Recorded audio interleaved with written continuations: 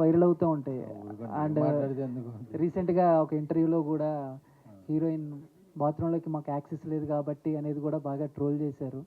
So ఏంటి అలాంటి ఏం చెప్తారు? నేను చేయలేదు సార్. మీమర్స్ కానీ ట్రోలర్స్ కానీ.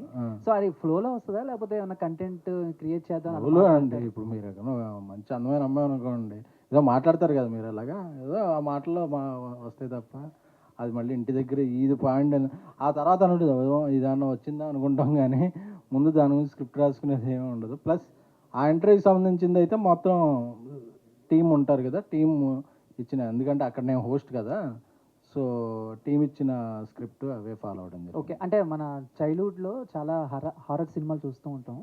కొన్ని అక్కడ వదిలేస్తాం, కొన్ని మనల్ని వెంటాడుతూ ఉంటాయి. సో అలా మీ చైల్డ్హుడ్ లైఫ్లో మీరు థియేటర్లో సినిమా చూసి అది ఇంకా మిమ్మల్ని వెంటాడుతూ ఉండి బాగా భయపడ్డ సిచ్యువేషన్ ఏదైనా? దెయ్యం అని రామ్ గోపాల్ వర్మ గారి సినిమా అండి. అందులో ఏంటంటే 1 మినిట్లో చెప్తా. అందులో ఒక మహేశ్వరి అద్దం ముందు నించుకుని బూచ్ బూచ్ బూచ్ అని 3 సార్లు అంటే 3సారి దెయ్యం వస్తుంది డ్రెస్సింగ్ టేబుల్ మీద. ఆ రోజు నేను మధ్యాహ్నం సినిమాకి వెళ్ళిపోయి సెకండ్ షో చూసి అలా వచ్చాను. ఇంటికి వచ్చేవాడికి ఆ రోజు మా ఇంట్లో డ్రెస్సింగ్ టేబుల్ కొన్నారు. నాకు తెలియదు అది కొన్నారు. పడుకుంటే డ్రెస్సింగ్ టేబుల్ షాకింగ్ డ్రెస్సింగ్.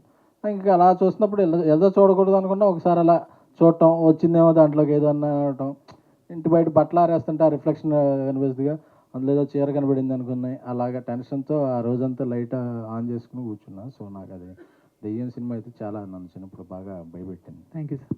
ఇందులో మిమ్మల్ని భయపెట్టిన సీన్స్ ఏమైనా ఉన్నాయండి?